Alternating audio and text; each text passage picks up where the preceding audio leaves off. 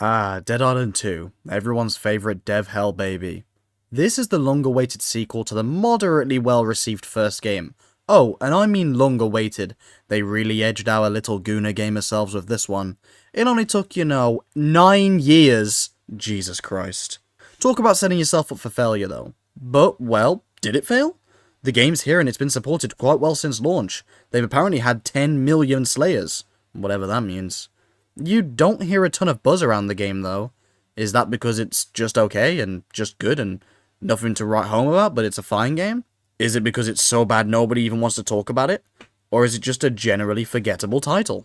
Maybe it's somewhere in between. But well, that's what we're here to figure out today! Welcome to a non-zombie games fan's review of a zombie game! Ah! So exciting. You gotta understand, I'm pretty excited for this one.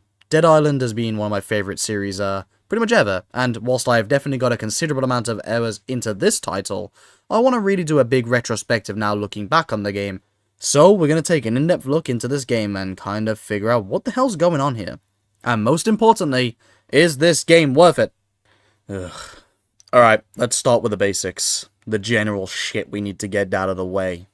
Is killing zombies fun? Yes, it is actually. The gore mechanics are still absolutely incredible and some of the best I've seen in gaming in general. When you slice people, you feel like the power of your swing actually interact with the zombie, and you see slice marks in the exact area where your swords hit and stuff. And of course that's common sense, but it's really well detailed and you feel like you're actually hitting zombies, and that's pretty satisfying. It's not one of those games that's just kind of, plushy, shall we say. A game where your attacks don't feel very weighty, or like you're doing much damage. No, when you swing in this game, and you goddamn know about it. There's a million really cool ways to kill zombies too, whether it's stomping on their head, blowing them to pieces, using molotovs, grenades. There's tons of throwables and stuff, which we'll get into towards the back end of the video here in the kind of extras part. But overall, killing zombies is fun. Whether it's maiming corpses, disabilitating limbs, and just watching them waddle along in their little deformed cripple self. Or whether you just want to shoot some damn zombies. It's good. I like it. Shooting people is fun. That's, considering Deep Silver's last game, that's an achievement now. All jokes aside, though, genuinely, the combat is some of the most fun I've ever had in a zombie game of all time, and as someone who's pretty against zombie games in general, I find them quite boring. I don't find this one boring, because the combat actually keeps me engaged. This is the benefit of having a really positive and strong gameplay loop. It's that simple. Kind of no matter what the quality of your game is, if the gameplay loop is strong enough, people will come back. And obviously the quality matters greatly into that, but in this situation, it's really more about how the combat feels. And I think that the combat alone is enough for people to keep coming back to go and kill zombies. It's one of those times where it's like, well, if stabbing zombies is fun, I'm gonna have fun stabbing zombies. And that might sound dumb, and it kind of is, but that's really enough to keep most people engaged. Is stabbing zombies fun? But of course, we can't stop there. What about the locations where we're stabbing zombies? Everyone loves a bit of brutal murder, but where is this brutal murder going to take place? Well, luckily, LA is absolutely gorgeous. Don't get me wrong, there's a couple stinker districts, and the whole conversation about whether Dead Island 2 should have been open world is a conversation I don't particularly participate in.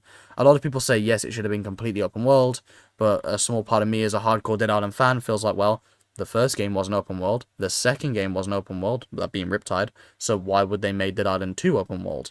Yeah, but the technology's advanced. I kinda get it, but it's a bit like Fable. It's kind of a part of the game, if that makes sense. And don't get me wrong, Dead Island 2 is kind of flawed in this way.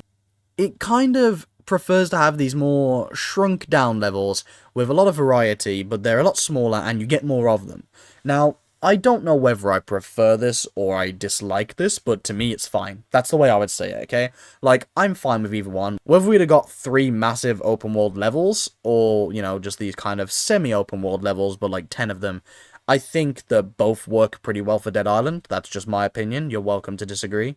But most importantly, are they varied enough? Is the districts interesting enough to keep coming back to? And I have to say, I do think they are. I think that no matter where you're causing chaos, most of the districts are pretty fun. Don't get me wrong, they have a sewer level. I fucking hate sewer levels. But aside from that, not bad. My personal favourite is Venice Beach. There's something about how great that looks in the day, and just stabbing some zombies that really gets the blood pumping, no pun intended. But they also do a lot more with the kind of gameplay in this area than you'd think. So, I'm going to just go slightly back to combat here because I think it's important to kind of tie this in with the map interaction here. So the way the maps are designed is it's very much implying that you should be using the map to your advantage in combat. You know, there just so happens to be a few water spillages, which if you stab with an electric weapon will shock the water, sending zombies spazzing out. And I absolutely love it because the way I see it is if they're letting me take advantage of the map, it makes me more engaged with the map and therefore feels like the map has more content than it may actually have. And that works. That is good. That's how maps should be. You know, you've even got stuff like, oh no, there's an oil spillage. Well, instead of that just being a random decal on the map to make it look cool, you shoot that, it's going to go up in flames and blow up, and you can use it to interact and kill zombies. Again, it's a small thing, but I think it genuinely adds a lot of replayability to the map. Discovering new ways to maim and kill zombies is fun, and when you tie in the new combat system, which is amazing, with the incredible map design system, I think they really go hand in hand quite well with each other. They take what would be an pretty damn good combat system and make it even better by tying it in with a map. And I think that that is something that I want to give them some praise on. What about weapons? That's important. Come on, we're in a sandbox here. How are the weapons? You know what? They're okay. I can't lie. A small part of me was a bit disappointed with the weapon selection. They felt kind of basic. You know, you got a hammer, you got a sword, you got a machete, you got a knife, you got the claws, you know, you got the classics. And don't get me wrong, the weapon variety isn't bad. But for me, most of them ended up feeling the same because as you level up, you have to add mods on them, whether they be electrocuting mod, fire mods, these little poison mods, or the sort of metal mods that do more damage. And the more you play, the more you realise that the game really isn't built around all of these mobs. This is kind of my only complaint with the combat. For example, you've got enemies that are kind of immune to fire mods. You got enemies that are immune to electric mods. You got enemies that are immune to poison mods. But the one mod no one is immune to is the kind of metal damage mods. So why would you use anything but that? That to me is kind of the problem. By the end of the game, I find myself having pretty much the same mod on every single weapon. And, you know, it's no big deal because, again, killing zombies is fun. At the end of the day, I got a cool fucking samurai sword. I'm stabbing zombies, chopping off limbs. I'm not complaining about the fact that it's not a lightning samurai sword. But maybe I am, because I want to stab electric zombies, man. Okay, admittedly, I'm being a bit of a drama queen here, and I'm nitpicking, but the combat system is so robust and good that I have to nitpick to kind of find a fault here. And it is a really minor fault at the end of the day, but I think we could have done with slightly better weapon balancing, and to be honest, it's my take that don't make any zombies immune to any certain types of mods. Make them fun. That, again, may be a bit of a hot take, because you could argue it just kind of dumbs down the combat system and makes the game a bit easier. But I think there's different ways to complicate the combat and make people have to think a bit better.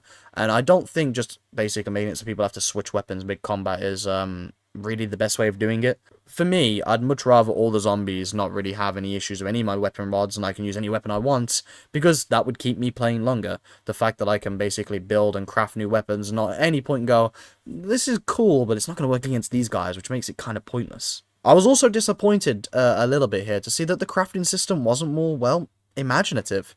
I was really hoping that you could basically just customize these weapons to be absolutely insane. You know, find a saw blade, find a baseball bat, combine them together, and you've got a weird saw bat. To be fair, that sounds like something that might be in the game. I may be wrong there. But you get the point. Like, there's not a lot of, like, combinations or anything that you could do. Which, to me, really kind of disappointed me. I was hoping that with Dead Island 2, they'd really branch out more into, kind of improving the sandbox weapon-wise. And, I do think that, personally, it's not that it was a step back, but I don't think it was a step forward. It seems very much on par. Luckily, though, the rest of the combat's so much of a leap forward that I can overlook it, actually. I don't think it really takes away from the game because the combat's just so damn good. Ugh, God. Can you tell I like the combat? Okay, what about zombie types? It's okay. There's not much new again, and I don't want to be, you know, the complaining guy, because it's not bad, but, like, they're just a little bit basic. You have Screaming Zombie, you have Fat Zombie, you have Suicide Zombie, you have Zombie that's really fast and can jump really high and has scissor hands, and then you have Shambler Zombie, and you have Walker Zombie, and you have Sprinter Zombie, and there's Big Giant Zombie. That's kind of it. And there's, again, no real issue, because one thing I'll give them credit for here is they do manage to switch up the enemy system with the boss fights, but even the boss fights are just kind of beefed up reskins of the enemies we already have in the game. And a lot of the time, I feel like a lot of the boss fights are kind of introductions to just putting the enemy in the open world. You'll fight a really fat zombie in a boss fight, and then all of a sudden, hang on, now there's just fat zombies walking around the place. Or you'll fight a really tall guy, and it's like, oh man, this guy's so badass, what a really unique enemy. Walk outside 5 minutes later and there's just like a plethora of them. And again, It's a completely fine way of introducing enemies to the game. So many games do it, and I have no issue with it. But again, I do just feel like the enemy variety really wasn't there. And again, it's not bad. This is, again, nitpicking. Like, me saying, oh man, there's only like 10 types of zombie to kill in glorious fashion with the best combat system I've played in a video game. You know, take it as you will. But I do think they really should have had a bit more of imagination with the zombies. But of course, hearing about this game's development, maybe they just chose to play it safe. I can kind of understand why they'd not decide to make a bunch of really weird and different things, because people would just get annoyed. But the zombie selection is fine. It's adequate, but again, it's kind of like the weapons. It's like, I'm not disappointed, but I just think it's par for the course. It's a little safe. And I'd love to see in the next game, Dambuster kind of experiment a bit more and, you know, increase what they can do there, because they're incredibly talented guys. And I think that they have got the creativity to make great games. They've proved that to me with this game. At least with the combat system alone. So I just hope that going forward, they decide to implement more weird, wacky, and cool zombie types. Oh god, that one felt like a long one. So what next? Should we tackle the story? Okay, let's get to the biggest complaint of the video. The story's fine, okay? Like, a lot of people say it's horrid, and I wouldn't go that far. It's entertaining. That's how I describe it. It doesn't have much lore, it doesn't have really much to it, and it ends on a stupid cliffhanger. But, for the most part, I think it's a completely fine and fun story. You know, I wasn't bored playing through it. I always kind of got a sense I knew what I was doing.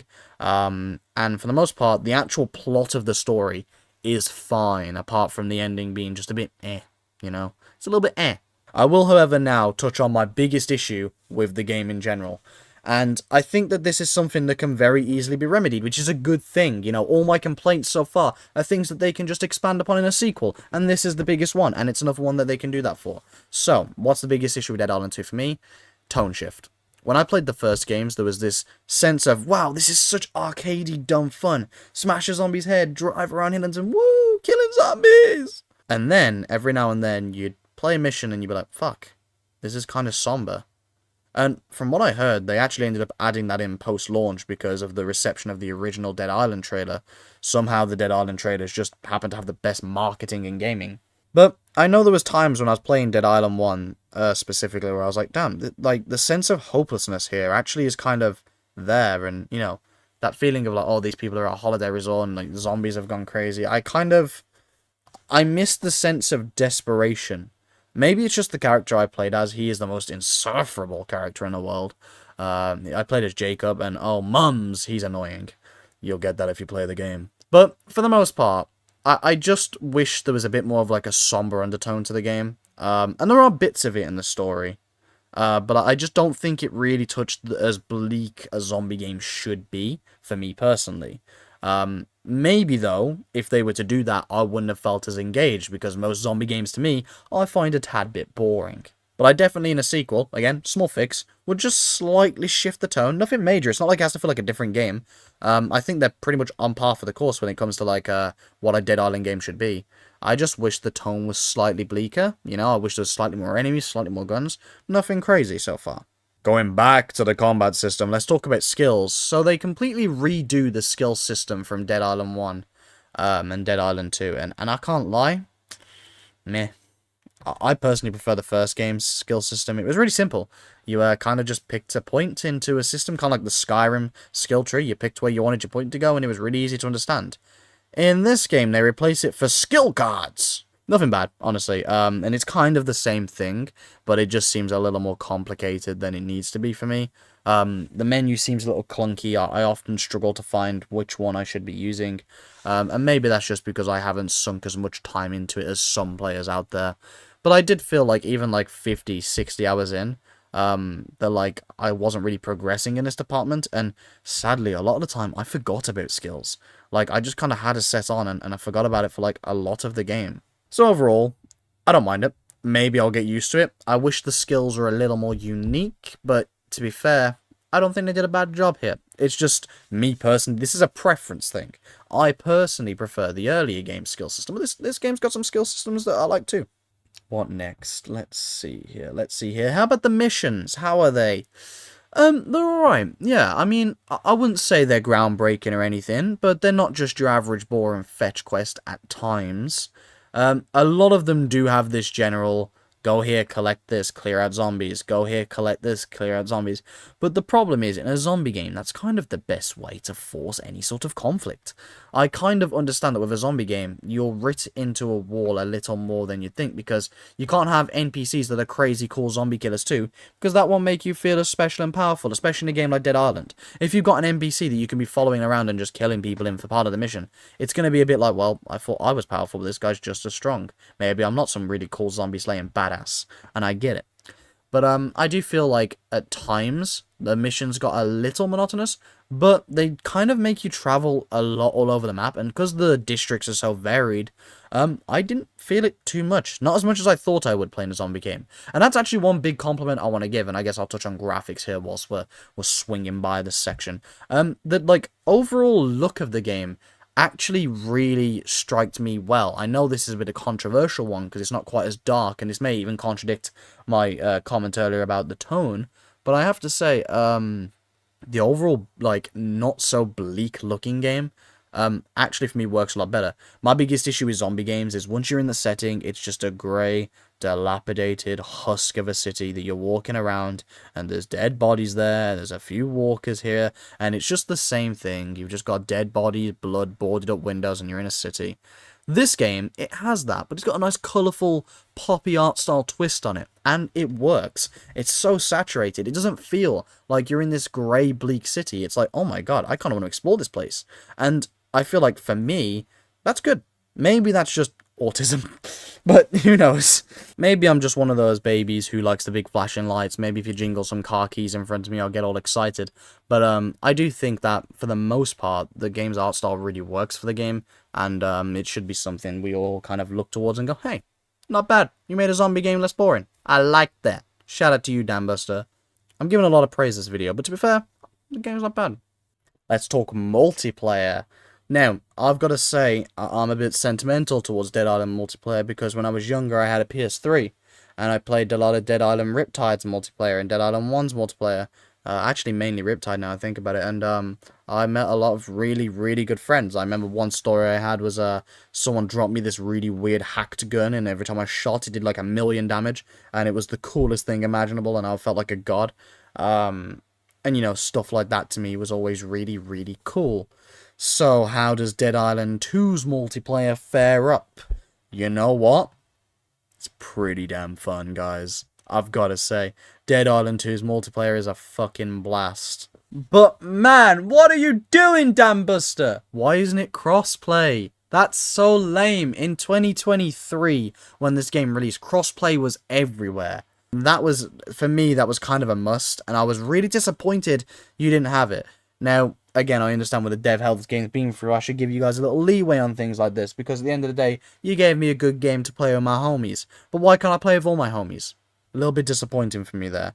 But for the most part, co-op's pretty fun and chaotic, as you'd expect. Using a lot of stuff like the drop kick and the really cool explosive weapons and stuff, I think really adds to the whole aesthetic. The gore too really makes the combat fun too in co-op, because you can watch your friend just decimate zombies, hack limbs off. It's basically absolutely insane, and I kind of love it for that.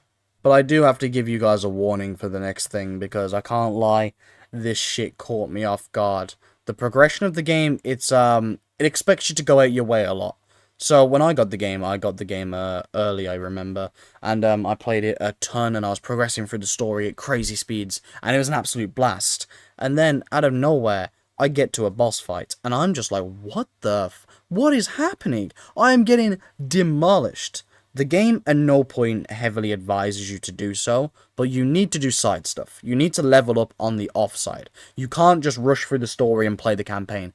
It ain't like that. There's no difficulty settings either. This game's fucking hard, okay?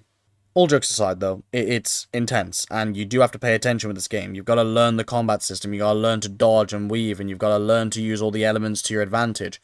It's actually kind of fun though because of that. I think, again, it benefits the combat. I know I spoke about combat so much, but it really is this game's highlight. But the combat just being so weighty, fluid, easy to learn, hard to master, actually helps when the skill ceiling can get really high, because you do have to be good at this game to progress well, easily. I'm sure you could find ways to cheese the game, but it's not the easiest thing to cheese even then.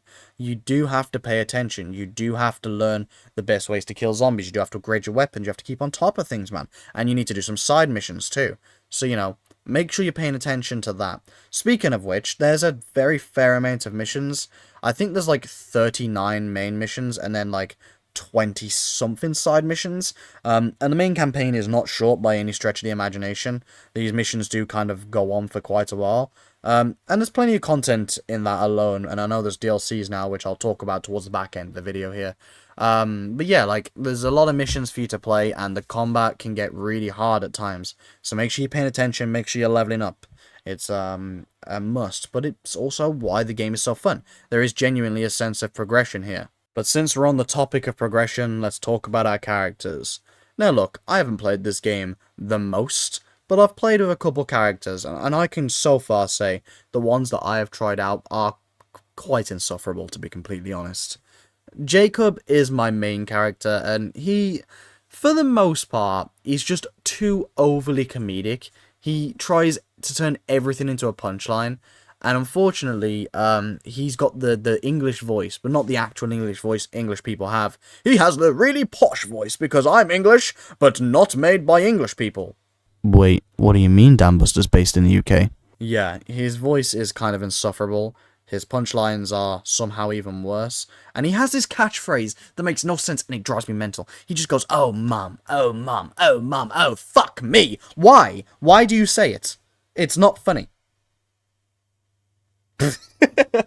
Okay, sorry. I just had a little rant there to myself, but, you know, I gotta love some steam, man. Yeah, okay, I'll be honest. Jacob's pretty insufferable, but for the most part, it's whatever. He kind of keeps the story going. He is kind of funny at times too, and whilst some of the dialogue is, for lack of a better word, cringe beyond belief, and I'm talking like Saints Row 2022 levels of cringe here, guys. I think it does kind of fit the style of Dead Island a bit more. It's always been a really arcadey game, so I don't mind. You know, it's corny, it's cheesy, but it's tongue-in-cheek. And I guess I just think that, like, you know, the devs must have had a great time writing half of this shit. And for me, I can't be mad at that. I think that whilst the characters are a little cheesy, they are definitely 100% fine. But I do prefer the original cast in the first game. Oh, speaking of that, Sam B's back. Apparently. I don't know why, and it's kind of silly. He doesn't really serve much of a purpose to the story. I'm convinced that it's just based on nostalgia. How funny is that? A sequel took so long to come out that the first game's now nostalgia to people. Ugh. It's fine though, for the most part, actually, and I don't think it's anywhere near as bad as you may think. He can be a little bit cringy too, and his personality has, changed a bit, to say the least, but, you know what? I don't think it's too bad, and man, you know what? I'm happy to see him. I'm just happy to see my boy Sam B back. He's a vibe, okay, and I kind of love him for it. They also have this feature where apparently it's like Alexa game control or something, and if you talk into your microphone, you can like distract the zombies. Yeah, I couldn't get it working, but apparently it's supposed to be cool or something. I don't really know. It seems pretty gimmicky to me, to be honest. It's kind of like eye tracking. It's like, yeah, it's cool when you're watching a YouTube video, but once you've tried it out for 5 minutes, you ain't playing any game with that, bro.